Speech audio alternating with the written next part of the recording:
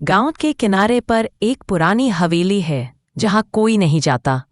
रात होते ही वहां से अजीब रोशनी और चीखें सुनाई देती हैं। तीन दोस्त रोमांच के लिए वहां जाते हैं और कैमरे में सब रिकॉर्ड करना चाहते हैं। हवेली के अंदर जाते ही दरवाजे अपने आप बंद हो जाते हैं। पुराने आईने में उनके अलावा किसी और की परछाई दिखाई देती है। तहखाने में उन्हें बच्चों के खिलौने और खून के धब्बे मिलते हैं। असली सस्पेंस। हवेली में कई साल पहले एक औरत अपने बच्चों के साथ जला दी गई थी। अंत में दोस्त कैमरा तो बचा पाते हैं पर खुद कोई भी जिंदा बाहर नहीं निकलता।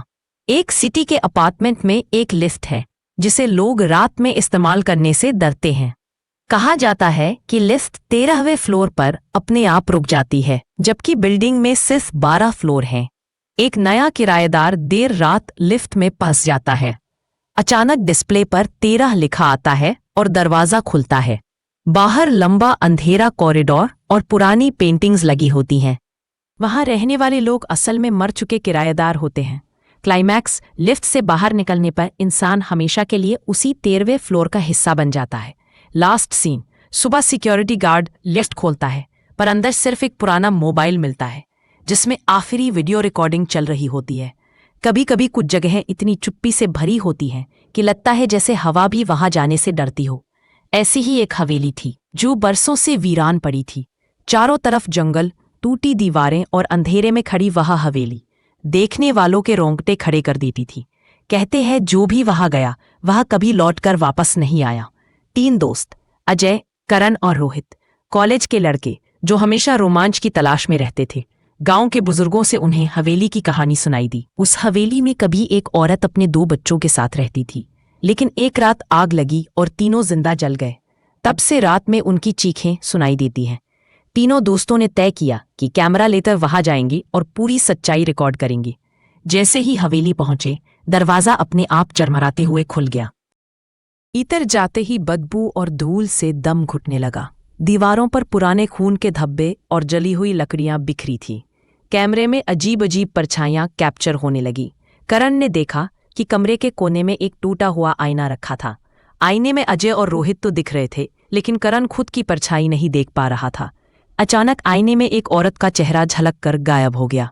सीढ़ियों से नीचे जाते ही पुराने खिलौने, एक झूला और बच्चों की हड्डियां मिली। अचानक खिलौने अपने आप हिलने लगे।